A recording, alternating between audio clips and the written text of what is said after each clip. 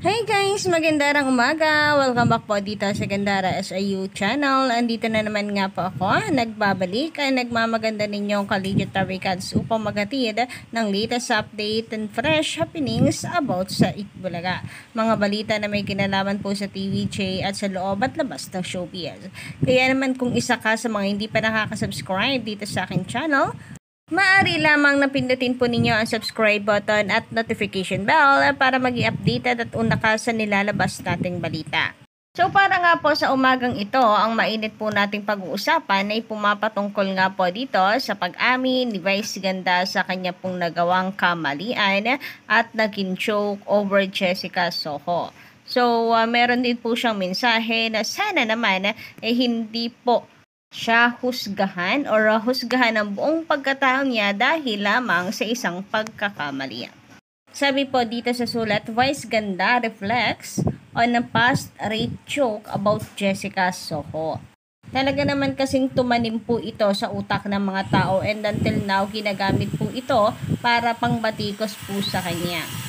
Binalikan ni Vice Ganda ang masamang biro niya noon ukol sa batikang journalist ng GMA Integrated News na si Jessica Soho. Ayon kay Vice, habang buhay na siyang markado sa kanyang mga kritiko dahil sa rape joke niya kay Jessica. Higit isang dekada na ang nakalilipas. So medyo matagal-tagal na rin pala ito, kadarikads, no? Pero until now, sariwang-sariwa pa din ito. And tama nga si Vice Ganda na hindi po ito mawawala na sa kanya. Nakamarka na po sa kanya ito habang buhay na yan.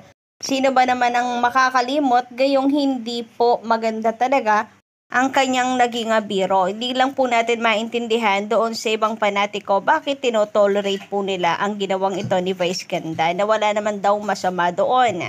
Although tayo po ay agree na sana hindi po buong pagkatao niya ay sirain dahil sa pagkakamaling ito, pero wag po sanang itolerate ng iba and inormalize kumbaga to the point na sasabihin walang mali doon.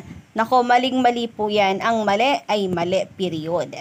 Kung nagsisisi siya at hindi na niya yung gagawin ulit, good for him, di ba? Bahagi ng pahayag ng It's Showtime host, sa mga taong ayaw sa akin, isa lang ang definition ko. I made a rape joke about Jessica Soho. Yun lang ang definition ko sa mga taong ayaw sa akin. At habang buhay na nilang bibit-bitin iyon para maging rason para magalit sila sa akin habang buhay.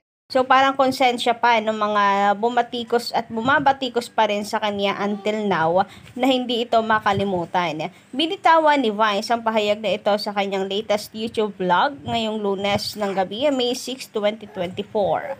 So may kaugnayan po pala ito sa nagawa po ni Aura or sa kinasangkutan po ni Aura na gulo sa isang bar. Na kung saan si emotional nga raw po si Aura dahil yung pagkakamali niyang yun ay tumatak po talaga sa reputasyon ng publiko. Kaya naman pala na-ikonekta at nabanggit ni Vice Ganda yung kanya pong pagkakamali kay Jessica Soho dahil ganun din ang nangyari sa kanya na tumatak po talaga sa isip ng mga tao yung kanyang ginawa and habang buhay na niya itong bitbit. Bale, 11 taon na pala ang nakalilipas. Parang kailan lang din talaga, no, kadarikads? Dahil nga sa sariwa pa din sa isip po ng mga tao yung sinabi niyang ito or sinabing ito ni Vice Ganda kay Jessica Soho.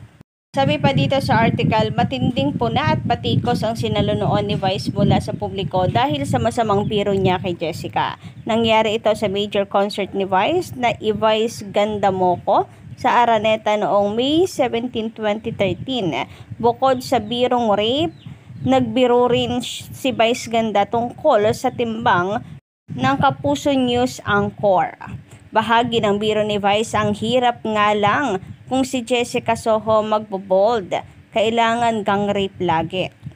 Sasabihin ng rapist, ipasa ang lechon. Sasabihin naman ni Jessica, nasaan yung apple?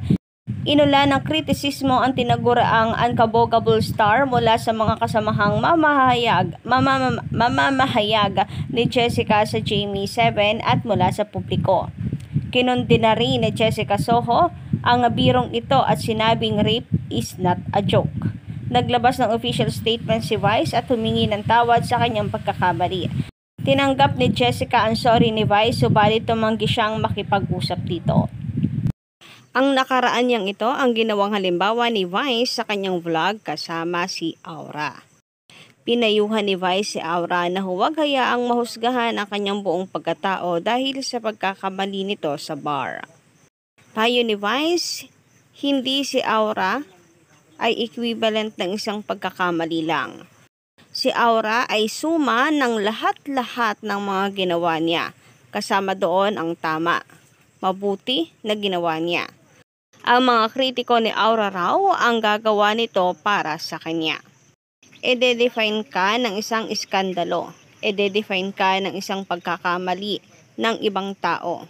Pero hindi mo po pwedeng gawin sa sarili mo yon kasi ikaw ang nakakakilala sa sarili mo. Sa puntong ito, binanggit ni Vice ang nagawa niyang pagkakamali kay Jessica noon. Pahayag niya, parang ako lang yan Parang paulit-ulit. Tapos para sa ibang tao na hindi ako gusto, meron lang isang definasyon sa akin. Ang definisyon lang nila tungkol sa akin ay isang pangit na definisyon. And that is enough for them to not like me. Sa mga taong ayaw sa akin, isa lang definition ko. I made a rape joke about Jessica Soho. Yun lang ang definition ko sa mga taong ayaw sa akin at habang buhay na nilang bibit-bitin iyon para maging rason para magalit sila sa akin habang buhay. Other than that, wala na. Wala na silang ibang nakikita sa akin. Hindi na nila makikita ang anumang bagay na gagawin kong tama. Hindi na nila makikita ang anumang magandang salita na nalalabas sa bibig ko.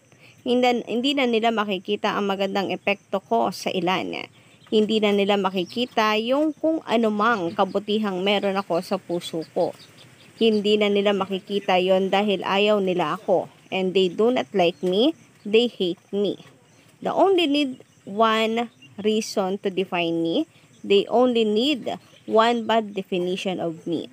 Hindi lang naman sa kanya to nangyayari actually in general po, 'di ba, sa isa pong bond paper kapag napakalinis pero tuldukan mo lang ng parang tuldok ng ballpen, yun po ang makikita at makikita, baliwala na po lahat. Pero dito po kasi hindi po simple lang yung ginawa ni Vice Ganda. Sobra din po kasi talaga yung kanyang ginawang pandalait plus may rape joke pa. Kumbaga sobra po talaga. And concert pa man din niya, ang dami pong nanonood at personal na pumunta doon kasi iniidolo siya. Tapos, ganito yung mangyayari. Yung iniidolo niya or iniidolo nilang lahat ng pumunta po doon, ganito po pala manlait ng kapwa. Sabi pa dito, and that bad definition of me is Vice Ganda.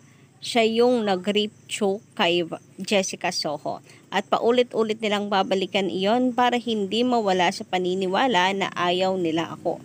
Sa huli, pinayuhan ni Vice si Aura na patawarin at mahalin ang sarili. Samantala, mga kadarikads, dahil nga po sa meron pong nagawa na naman or sinabi na namang biro si JDL sa noontime show na Eat Bulaga, na hindi na naman nagustuhan po ng mga tao or ng mga basher rather, hindi po maiwasan na kumparahin po yung dalawa. Grabe po kasi hindi naman over the bakod yung jokes ni JDL. Sila naman pong magkakasama na usually ginagawa rin naman ng Showtime ni Vice Ganda sa kanyang mga co-host. Pero bakit ganon? Parang ang bias po masyado ng mga tao. Na kung saan, etong araw, pag si Joey ang bumanat, ang mga netizens ay grabe kung magwala. Pero pag si Vice Ganda, ang netizens ay parang ninanormalize na lamang po.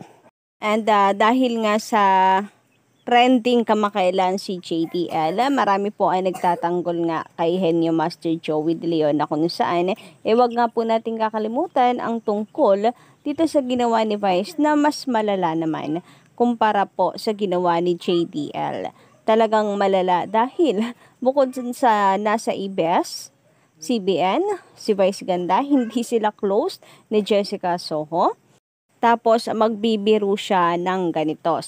So, yun lang po muna guys ang ating update para po sa gabing ito. Ano pong inyong masisay patungkol po dito? Just comment on below and don't forget to click the subscribe button at notification bell para po sa iba pang mga balita.